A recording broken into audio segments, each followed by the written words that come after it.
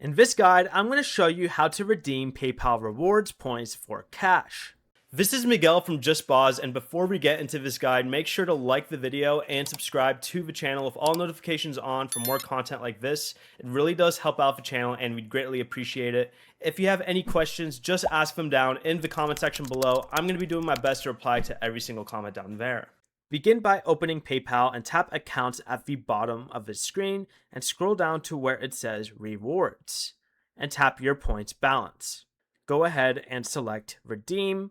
Obviously, I have 0 points, so I don't have that option, but choose the cash redemption offer option and select whether the money should go to your PayPal balance, linked bank account, or eligible debit card. Enter the number of points you want to redeem, review the cash value, and confirm the redemption.